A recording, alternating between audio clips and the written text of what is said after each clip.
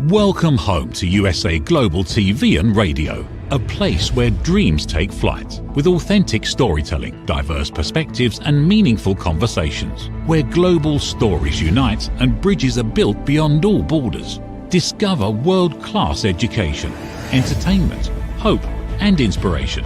Together, we're building bridges worldwide.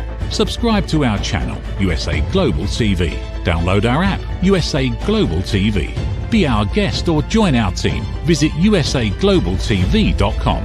Thanks to our founder and executive producer, Dr. Jacalyn KERBECK. Music score by Yeffy Tang from Cloud Road Music. Voiceover artist Mike Porter. Creative direction by Paul Garcia. USA Global TV and Radio. Your home for global connection. All rights reserved. This video and its contents are the exclusive property of USA Global TV and Radio. Unauthorized use, duplication or redistribution in any form is strictly prohibited.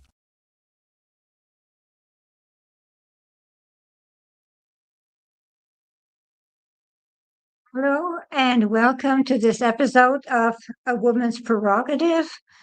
I am a new co-host. I was before I was a full-time panelist, so I am the new co-host with Dr. Jacalyn KERBECK of A Woman's Prerogative from this time on. So Carolyn Heward has left. She is doing some wonderful projects right now, so we do it like this from now on. So we're here, we provide high-class education for all our viewers and encourage our followers to have access to free content that will help them in their journey. This episode is about navigating tug of joy and melancholy after the holidays. We are in collaboration with E360 and our USA Global TV is viewed by over 106,000 followers on YouTube. I invite you to subscribe naturally. We are also watched on LinkedIn, on X, on Facebook, and Instagram. We are broadcasted in over 60 countries and in over 10,000 live stream shows. This show will be with Dr. KERBECK and myself. Dr. KERBECK is founder of this station and producer. She teaches elevating listening and is a #1 best-selling author of several books. She was awarded the Silver Creator YouTube Award in 2025 and is an ambassador for peace. So here I will let Dr. KERBECK introduce herself more. You will find her amazing. Hello and welcome, Reverend Lydia. I'm so happy to be here. Thank you. It's great to be on the other side of the screen for a change. Oh, my pleasure. Well, you know, A Woman's Prerogative has a very long-standing history, which we started this show with, I think, 6 or 8 different women, maybe 4 years ago, and it's really evolved. And now we actually have 2 separate episodes of A Woman's Prerogative. So we have this episode that you were doing with Caroline, and then I do an episode with Mariska Dupria, who is in New Zealand. So I'm excited to continue this journey as we continue to talk about really powerful and meaningful topics like today's post-holiday blues, mental health, faith, and support. So I'd love to just dive into it. What do you say? Oh, let us go. Let us do it. That is amazing. So I will let you start with the subject because it is a very interesting subject. I will let you start with the subject. So what do you have to say about that wonderful subject? Well, it's interesting because at this time of year, many people have just returned or in the process of returning to whatever it is they were doing normally before the holidays. And of course, the holidays come at a time of year when there's a lot of excitement. There's a lot of financial outlay in some cases. There's travel. But for many people, it's not the happiest time of year. And of course, that's another show. What we're talking about today is people who actually have had enjoyment through the holidays, and now they're struggling with something that we call the holiday blues, where things are not as busy as they used to be, or maybe there's fallout from actually having celebrated the holidays. Maybe that means that they're now going back to work. And depending on where you are in the world, it could be getting dark at 4 o'clock or 4:30. And maybe it just seems like the daily grind and all the excitement from the holidays has ended. And now it just seems like there's nothing to look forward to. Reverend, what do you think? Well, I think you are right about that. And there's also the social mirage, actually, that is that everyone is supposed to have had a wonderful holiday. So they post memories, they post beautiful pictures, and it is not always the case. So there's that mirage that actually people have beautiful holidays, but some people have the blues because they actually are tired. They celebrated a lot. They did a lot of outings. It cost them a lot of money. They gave many, many presents, and they did not have the income to give that many presents. So they have the blues because now they receive their credit card statements, and it is now the time to face it. And it is very difficult for them.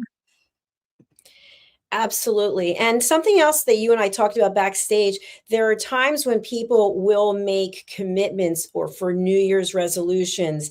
And I noticed this at the gym. I was in Virginia where my family's located, and I was at the gym on New Year's Day, and the place was a mob scene. It was absolutely packed.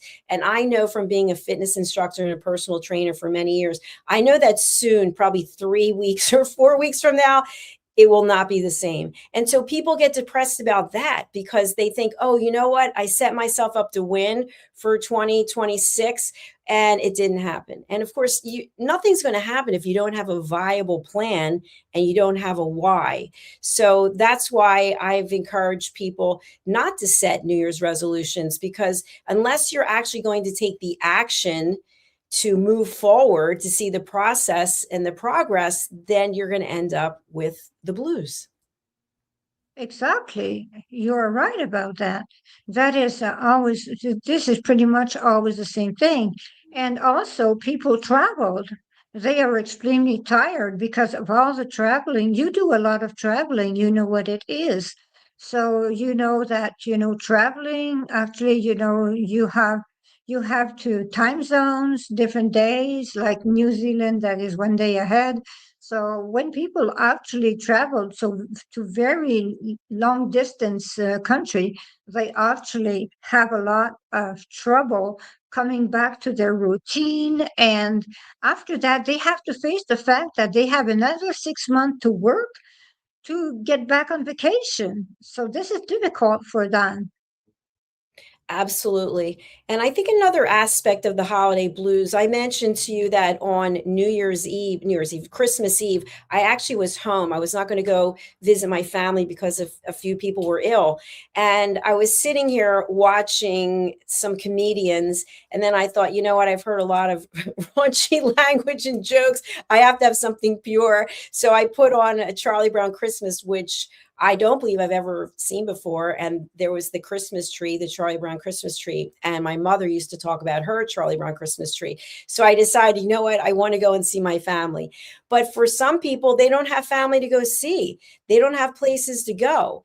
And I know that there are many people who say, well, if you have a higher faith, if you have a higher calling, that the holidays themselves really have more in-depth meaning. And so I encourage people to tap into that when they can. But being alone is being alone. Even if you do believe in a higher power, you can see there is no one there. And so for some people, just to go out and be with others and not have that so much alone time or that loneliness, and then they come back to it, that's a tough adjustment. Yes, it is. I know for a fact because I was 14 years where I was alone on Christmas. And but I did not feel alone. And but everyone else thought, must be so terrible for you to be alone.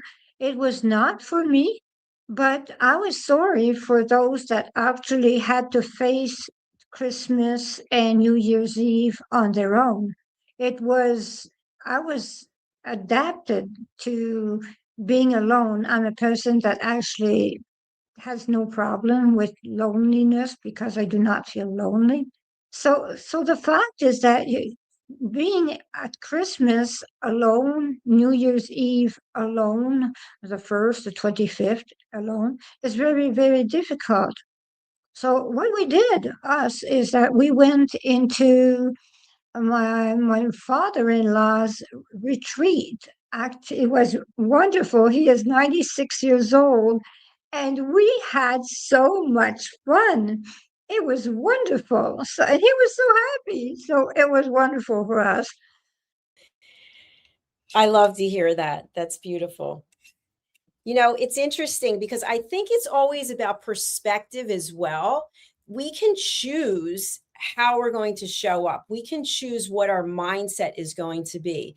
And so I know for some people it's much more comfortable to go back to a place of focusing on what we do not have. But if we focus on what we do have, then there's so much to be grateful for. And so I just want to say this in all sincerity. I know there are people out there who are struggling with mental health issues. And so I'm not speaking to them because they're on their own journey where hopefully they are getting some help and they have people who can support them. But for people who are going through life and it's the daily grind and there are things to complain about, what if we just focused on what we do have? And for me, I really feel this way, Reverend. I wake up and I say to myself, wow, I can see, I can hear, I can breathe, I can move my legs, I can walk, I have another opportunity to make choices. And so for that, I'm very grateful. And you are right. You're absolutely right because I know you. I know you are always grateful. You are that kind of person. You're an optimist. So that is it. You are that kind of person that wakes up in the morning and you are a happy person all the time. So I know you for being like that. But the thing is that we are both like that, but some people they never feel grateful no matter what they have, they never feel grateful. And as you said, some people are struggling because of mental health issues, and those people actually need help. They need help because it is a very difficult period. It is a very difficult time for them. And people have to be around for them because they are struggling and they are in danger. Actually, they're in danger by the mental health issue, which is different from having the blues, completely different from having the blues only. I'm so glad that you brought that up because there is definitely a difference. So, you obviously are a reverend and you're also an empath and you're very spiritual, you're a healer. You encounter people who are going through difficult times. What are some of the things that you offer to help people going through challenges like the holiday blues? Well, the thing I do actually, they can call me. They can call me at 1514-582-6882 and email me because I do consultations on Zoom and I can actually do a consultation on Messenger also. I can listen to them. The best thing is to listen to them. We cannot fix their problem. The important thing is being able to listen to them because they have their own solution. We just have to guide them for them to find their solution because they have it. And we have to help them find happiness in things that look pretty dark So sometimes the pit is so profound that actually they do not see any light. So since I worked in psychiatry for several years, I know the difference between someone that only has the blues and someone that is very, very depressed. And we treat them completely differently. It is very different. We have to listen to them. We have to, and we have to know something. If they are in difficulty, real difficulty, we have to send them for medical help. There are helplines. Yes, there are. And in any country, there are helplines, but it is our obligation. If we see that someone needs more help than we can offer, we have to stop playing the ego game and send them for medical help because that is the place where they will get better.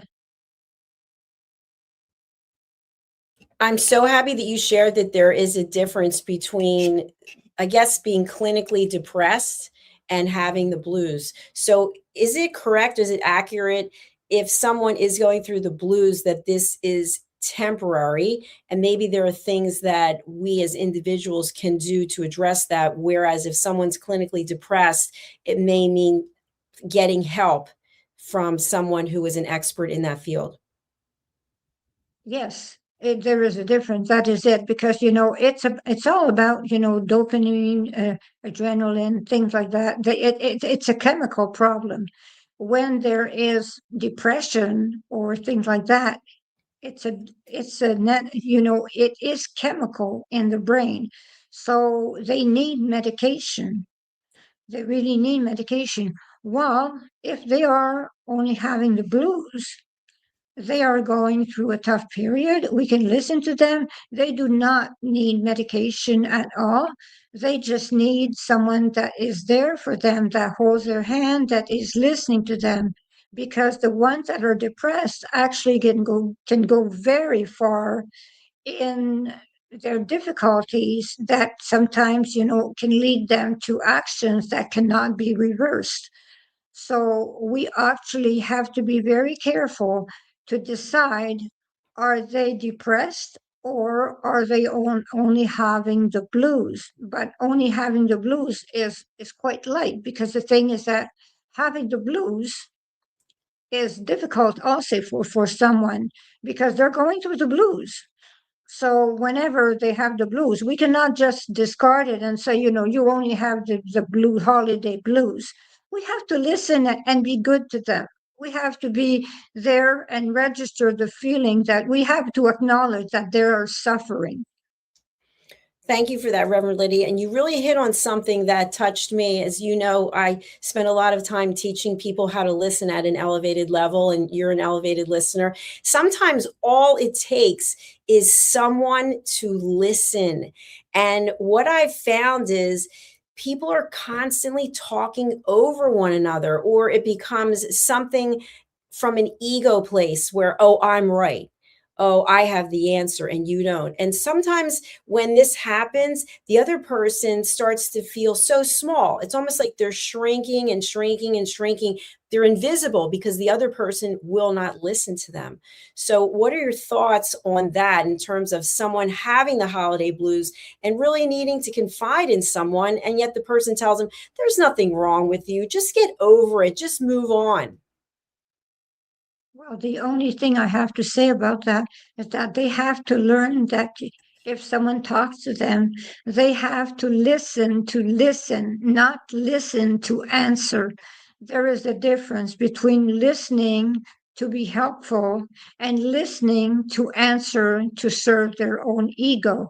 This is, they do not necessarily want your opinion. They just want for a presence to be there for them.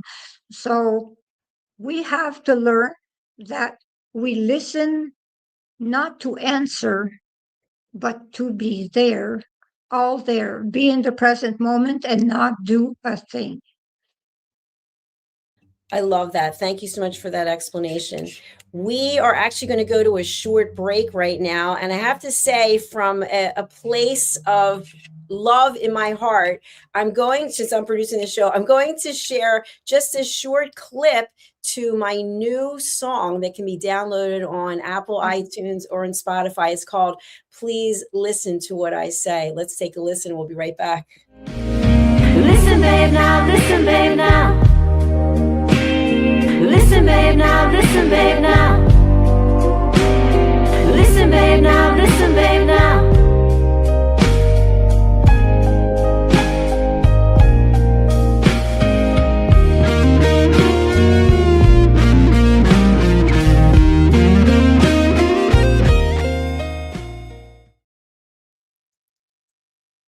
Very nice. Thank you. I'll tell people, hey, why don't you listen to this? They don't even know that it's me. So I don't know what that means. Well, it is. Well, the thing is that, you're Dr. Jacalyn, listening mentor. The thing is that they do not think that you are doing any music. So you have so many hats. It is impossible to fathom the fact that you also sing. So that is why they can say, I would never have thought it is you, because you have so many purposes. You have so many things that you do. It's always amazing. It's always surprising. Well, thank you. It was definitely a dream come true. And I have to thank Dr. Madeline Chan, because she's the one who believed in me. And so I think, going back to holiday blues, what do you think, Reverend, about how important it is for us to believe in ourselves instead of needing outside validation? So in other words, we know the holidays come up every year, right? We know we have a choice. Are we going to engage? Are we going to spend money that we don't have? Are we going to book trips that we can't afford? Are we going to be taking time off from work? Whatever the case may be, we have choices.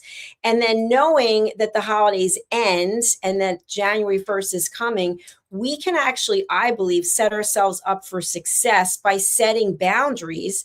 And the boundaries basically are, you know what? This is how I'm going to act. This is what I'm going to spend. I'm going to stay within a budget. I might have to say no to some invitations. And when it's all said and done, I'm going to be grateful that I had that opportunity. I'm going to focus on what I'm doing in 2026.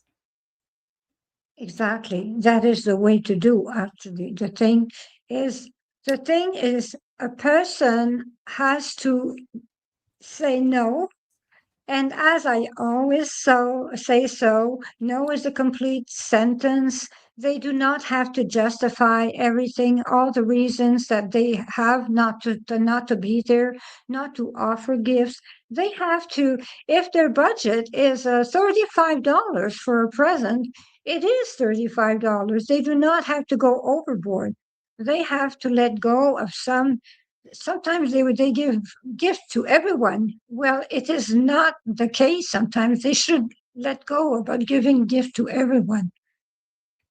Yeah, that's so true. Why do you think it is that we spend money that we don't have? I mean, I actually could answer this question because I did it for a very long time.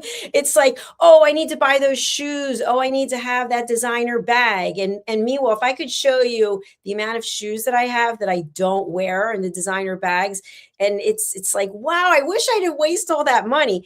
But yet during the holidays, it's like, okay, we have a limit of how much we're going to spend on each other, or maybe we're going to buy each other 1 or 2 gifts. And then people show up and they've got 10 gifts and they went way overboard. So why do you think it is that we do that? We do that because we want to be loved. This is buying love. We think we are not enough. So we give more presents, and we actually think that by giving more, we will be loved. So that is pretty much the answer.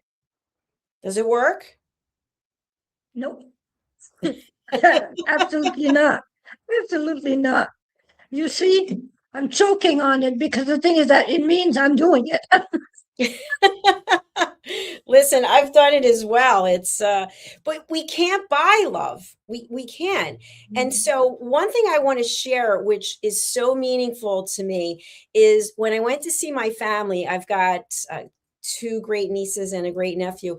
And the experience I had with them, I don't have any children myself, just being with them and crawling around on the floor and playing doctor and at the hair salon and teacher, and it's like something I can't even explain. And so one of my great nieces came running towards me when I walked into the room, and she threw her arms around me and she said, "Hi, Aunt Jackie."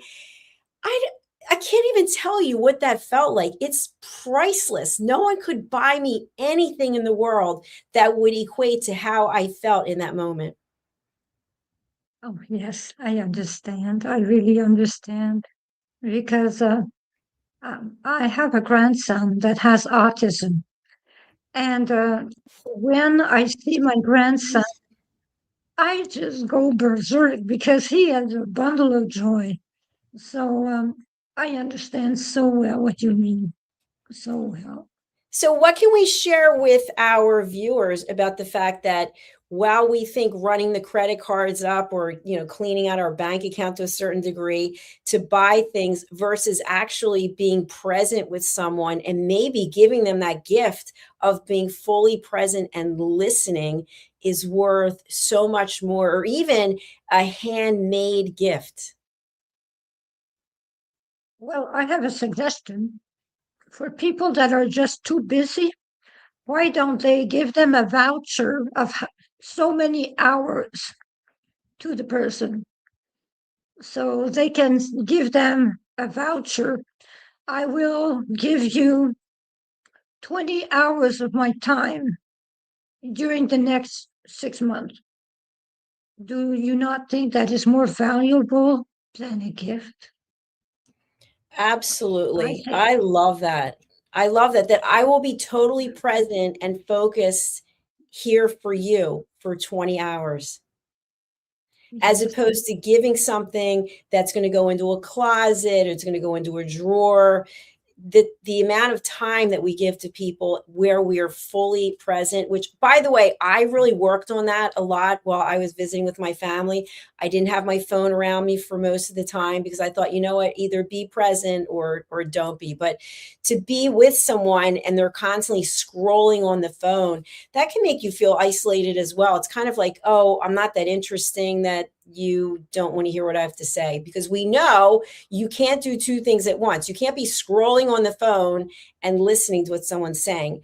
And so I thought you and I talked about this earlier. Let's talk a little bit about the social media aspect when we see people over the holidays and everybody looks so glamorous and everyone's having a great time. I know myself, there's one picture of me where I got my hair done and I had them take the picture 7 times so that I look just the way that I wanted to look. So, Well, I understand you because I took one picture when I was with my spouse's family.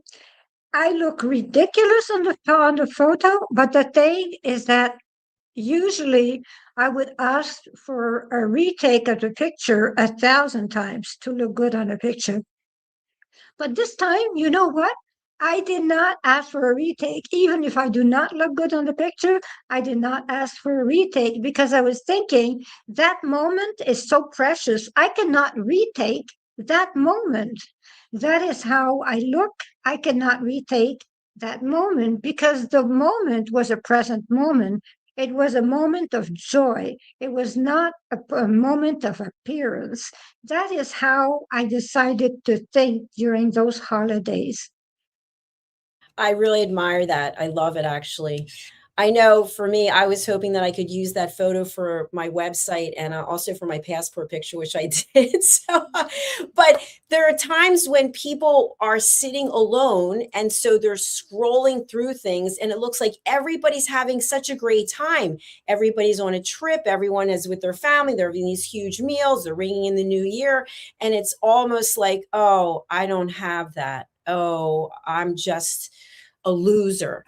And so then the blues start to come in. So, what are some things that we can suggest for people to think about now as we just finished the holidays so that people don't have to go through this again? Or do you think it's cyclical and people just have these blues every year? Well, what we can think about is that when a person has those pictures of a holiday, those wonderful holidays, those wonderful, amazing holidays, you can ask yourself, do they really have the means to have those holidays? So you have to think about, is this just to feed their postings on Facebook, or were they able financially to afford that? And will they struggle for the next year to pay for those holidays that they actually went at Christmas? So we have to think about that. The fact is that it looks good, but is it really good? That is the problem. Now, the thing is that, we play a game, a funny game, and it is more fun sometimes than going on a really amazing trip. So the thing is that we have to decide, what will we do actually to make things better? What will we do to make things better? Because the thing is that people do things during the holidays to look good that they cannot even either afford, do not have the time, or rush, or they do not. You can't imagine all the trouble they go through to actually get those pictures on Facebook or social medias.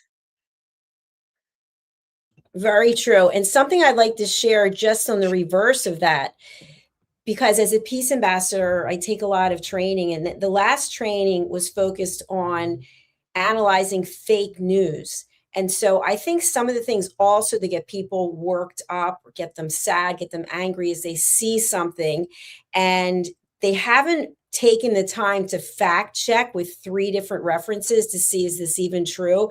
And they're already in a certain state of mind, and then they see something and it just sets them off. So wherever their baseline was, now their baseline is way down because they're set off by social media. So I would just like to say to people, you don't know that everything that you see, whether it's beautiful or it's frightening, if it's actually true. So you have to do some fact checking. I just saw a post about this couple, and they were in the water. I think it was a father and daughter, and they were surrounded by dolphins who apparently were trying to keep them safe from the shark. Did you see that? Yes, I did. And from what I read, it wasn't actually true. It had happened many years before, but it was done by AI. So I didn't get a chance to research it, but I was reading the comments, and someone wrote, oh, this was from whatever. I think it was another country, Australia or somewhere. I don't know, so don't quote me.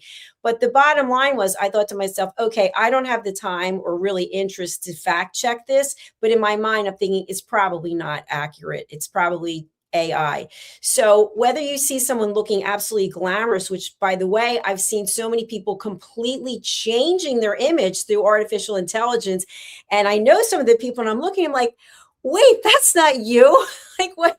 So just think twice before you see things, and take the time, if it's really important to you, and double check, is it actually true? And so that brings me back to something that I'd love to have us chat about, which is, when we look at the truth, sometimes we only take part of the story because it aligns with what we believe. But yet there's a whole backstory that we just decide to skip.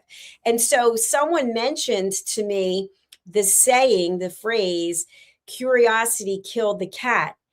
And I didn't know there was another part of that, and satisfaction brought it back. So all these years, I just thought that curiosity, so if you're curious, that's something that can come back to haunt you. But it turns out, and satisfaction brought it back. So my point is, unless we know the whole story, we can get ourselves completely worked up into a state where we are no longer present, and we are just highly volatile and emotional. What do you think, Reverend? Yes, we can become very emotional about a problem or fake news. And, but the thing is that, we cannot take everything personally. We have to be very careful. And all depends on what is the news also. is it really going to affect the entire world? Will the news be something that is worth losing sleep over?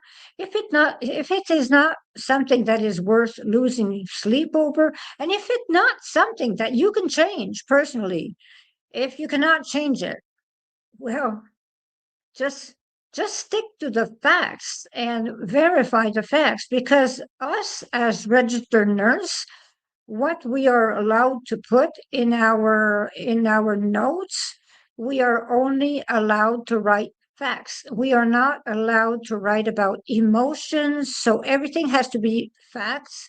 They have to be verified. They have to be logical and measurable. So the thing is that is how we write notes as registered nurses. So everything has to be either verified, measurable, or they have to be super verified, the same as police officers. So that is the way we think. That is the way we think with our logic. Will we actually think it is logical? If it's not logical, well, forget the emotions about it. That is the way it is. Thank you for sharing that, Reverend. What do you think about using social media to vent your feelings? So if someone is going through the holiday blues, is it a good idea? Is it healthy to actually put all of your feelings into a post and put it on social media? Absolutely not. Okay, could you speak to that, please? The thing is that, if you actually have any kind of feeling and you're posting how you feel. When you think about people that break up, let's say someone has a breakup, then they vent about their breakup. Then there you see all those posts about their breakup, about this, about that, and all of a sudden, aha, they're happy again. But the thing is that you have read posts about how unhappy they were for 3, 4 weeks, and all of a sudden, ha ha, they fell in love again, everything happened. But the thing is that, if you see someone that vents over and over and over, you can do something. You can actually say, instead of venting on Facebook, do you want to vent with me? Do you want to talk to me? Instead of like telling the entire world, because sometimes it can give the wrong idea to people. It can say to people that person has a mental health problem, which actually sticks to you. So instead of venting and saying bad things over the internet, well, do not vent. Just say what you have to say. Let let others offer you help, but do not keep others, having to tell you, maybe you should do this, you should do that. So because when they vent, actually, they invite people to comment. That's such a great point. You are inviting people to actually give their opinion. And so with the opinion comes a lot of judgment. And another thing is sometimes people will put posts and they won't actually name the other person. They'll say, oh, this situation happened with this person and they did this and then I did that.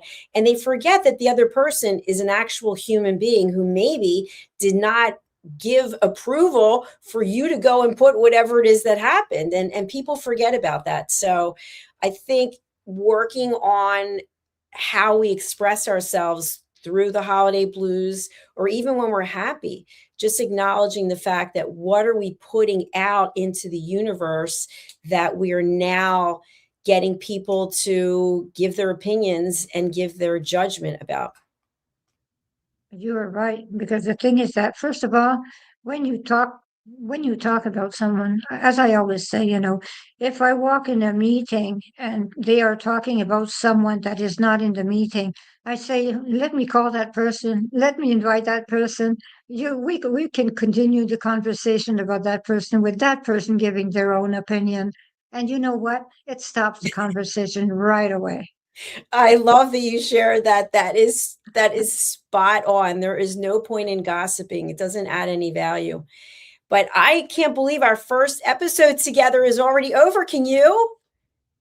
Yes, it is really, it's very nice. It is absolutely wonderful having you and with me and co-hosting with you. I love it. I really loved it with Caroline, but I love it also with you. It is amazing. So thank you for our viewers. Thank you for watching the show.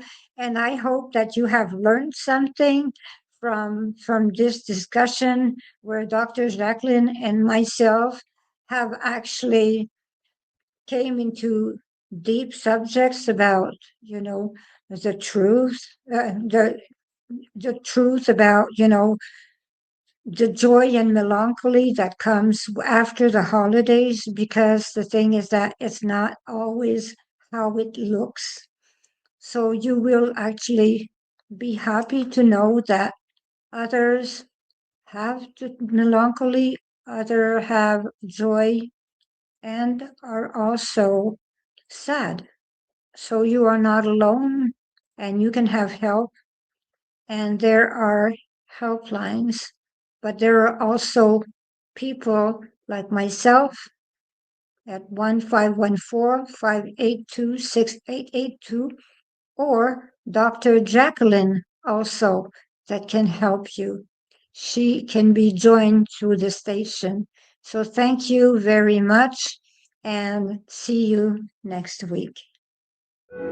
In a noisy world, true connection begins with listening.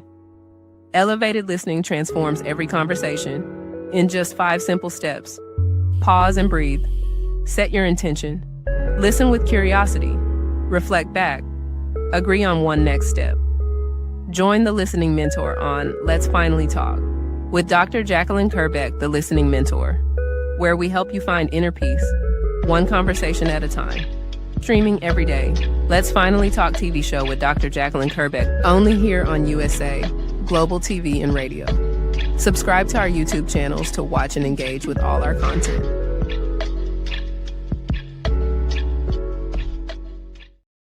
USA Global TV and Radio proudly presents Tracy Cram-Perkins, a dementia caregiving survivor teaching how to balance care with peace of mind. #1 resource for dementia caregivers. It's the book Dementia Home Care: How to Prepare Before, During, and After. Over 17,000 copies sold of this must-have guide. And now a testimonial from Tracy Smith.